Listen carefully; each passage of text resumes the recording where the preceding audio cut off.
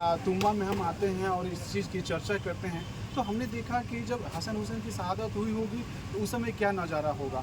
Story कहता है कि बड़े ही मार्मिक तरीके से उनको तड़पा तड़पा कर मौत के करीब ले जाया गया, लेकिन उनकी शहादत को आज तक एक धर्म के ट्रेडिशन के रूप में लेके आना एक बहुत बड़ी रिस्पॉन्सिबिलिटी और जिम्मेदारी होती है। हमारे साथ स्पोक पर्सन जुड़ रहे हैं। सर बहुत बहुत स्वागत है आपका। जब हम यहाँ पे आए तो देखे कि आपकी आंखों में भी आंसू और जितने यहाँ पे युवा हैं या जो भी धर्मावलंबी सबके आंखों में आंसू है। ऐसा क्या हुआ था हसन हुसैन के साथ कि इतनी मार्मिक उनको मौत दी गई, और वो तो धर्म को मानने वाले थे, वो तो किसी के विरोधी नहीं थे।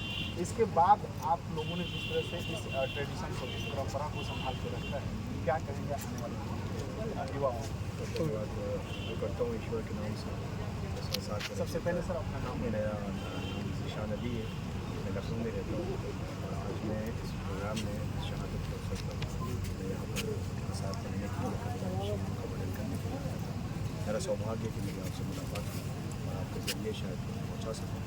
इमाम हुसैन अलैहिस्सलाम का गम किसी एक वर्ग विशेष के लिए नहीं, किसी धर्म विशेष के लिए नहीं, किसी समुदाय विशेष के लिए नहीं, बल्कि इमाम हुसैन की जो शहादत है वो मानवता के लिए, इंसानियत के लिए। इंसान जो है वो इंसान के रूप में दिखने वाला वो इंसान नहीं होता है, बल्कि उसके अंदर अगर संस्कार है, उसके अंदर शिक्षा है और वो दूसरों के उसके जो जज्बात हैं उसको अगर वो समझ रहा है, उसकी कद्र कर रहा है, तो उसे इंसान कहा जा सकता है। करबला की शिक्षा भी यही है, जियो और जियो।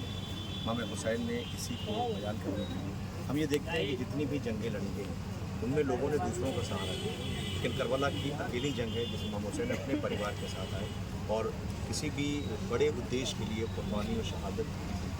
राष्ट्रपिता महात्मा गांधी ने भी इसीलिए इमाम हुसैन अलैहिस्सलाम का वर्णन किया और ये कहा कि देश को जो मैंने आज़ादी दिलाई है, मुझे जो आंदोलन के लिए प्रेरित किया वो करबला ने बड़े बड़े लोग। तो इमाम हुसैन की शादी जो कोई पर्व नहीं है, जो कोई त्यौहार भी नहीं, बल्कि ये 2 महीने 8 दिन हम इंतज़ार करते हैं। ये आतंकवाद के विरोध में है, क्योंकि हम धर्म को ही, वेशभूषा को ही हम धर्म समझ लेते हैं। करबला और इमाम मुहर्रम ने ये बताया, वेशभूषा का नाम धर्म नहीं है, बल्कि संस्कारों का नाम धर्म है, आदर्शों का नाम धर्म है, आपकी जीवन शैली का नाम धर्म है। ये चीज़ें बताती हैं कि आप किस धर्म के अनुयायी हैं। धर्म जो है वो जियो जीनो दे का संदेश देता है, दूसरे को करीब लाता है, बांटने का काम नहीं करता। ये शहीदों का संदेश भी यही है। और आप देखें कि इमाम हुसैन का गम कोई एक ये मुसलमानों का इमाम हुसैन जो है ये मुसलमानों का सिर्फ नहीं, बल्कि दुनिया के हर उस कौम के हैं जिसके दिल में इंसानियत का दिल धड़कता है, और ये हम रो करके दुनिया को बताते हैं। जो खुद रो रहा होगा तो किसी और ने कर दिया, और हम रो करके दुनिया को बता रहे हैं कि मजलूमों के साथ खड़े हो, जिसका हक छीना जा रहा है उसके साथ खड़े हो। तो सबसे पहले उस ब्रह्मांड में उस ईश्वर को बनाया हुआ है, उसने सूरज बनाया, वो सबको रोशनी देता है, दरिया है, नदी है, को पानी देती है, पेड़ हर एक को छाँव देता है। तो दुनिया की हर चीज़ जो ईश्वर ने बनाई है वो सबके लिए है, तो सबके लिए क्यों नहीं हो सकते? हम भी तो उसी के बनाए हुए हैं, हमें भी वैसे ही होना चाहिए जैसे संसार की सारी चीज़ें दूसरों को। इस तरह से आप लोगों को जोड़ने का युवाओं के लिए संदेश आपके पास क्या होगा? जब हम बात करते हैं धर्म और शिक्षा, तो पहले युवाओं की प्राथमिकता हो जाती है इस पर, लेकिन जब तक आपके पास शिक्षा नहीं होगा तो धर्म को आप बेहतर तरीके से नहीं समझ सकते। यही वजह है कि जब आपके पास शिक्षा नहीं होती है तो हर आदमी आपका शोषण करता है। तो शोषण से बचने का सिर्फ एक रास्ता है, वो है शिक्षा, वो है नैतिकता। हम सिर्फ शिक्षा की तरफ नहीं जाए, शिक्षा के साथ साथ हमको नैतिकता का भी पाठ पढ़ाना ज़रूरी है, ताकि हमारा जो भारतीय संस्कार है, जो हमारे देश का संस्कार है, हम उस संस्कार में जिसमें हमको आस्थाओं का सम्मान करना सिखाया गया है, हमें उस पर प्रेरणा तो कोशिश करें हमारी वजह से कभी किसी का दिल न दुखे, किसी की तकलीफ ना हो। तो ऐसे माहौल को स्वस्थ समाज बनाने की जो परिकल्पना हमारे देश के शहीदों ने देखी है, हम उसको आगे बढ़ाने का प्रयास करें। ये हमारी गुजारिश है कि उसूलों पे जो यहाँ चाहे तो टकराना ज़रूरी है। तुम अगर ज़िंदा हो तो ज़िंदा नज़र आना ज़रूरी है। नई उम्रों की खुद मुख्तारियों को कौन समझाए, कहाँ से बच निकलना है, कहाँ जाना है। बहुत बहुत धन्यवाद सर। लेकिन मैं जब यहाँ आया सभी के आंखों में ये जो होता है, आप हॉटली किसी से पूछते हैं, कोई भी ट्रेडिशन हो, कोई भी परंपरा हो, हसन हुसैन के साथ हम जुड़े, उनकी परंपराओं को लेकर आए, ये जो आंखों में आंसू हैं, क्या उस चीज़ को कैसे याद दिलाता है? बेशक अगर न याद दिलाता तो हम जो साल भर कमाते हैं तो मुहर्रम में लुटाते हैं। हमारे यहाँ लुटाने हम पूरे साल कमाते हैं, मुहर्रम में लुटाने। दुनिया को बताते हैं कि लूटने वाले और लोग हैं, लुटाने वाले और लोग हैं।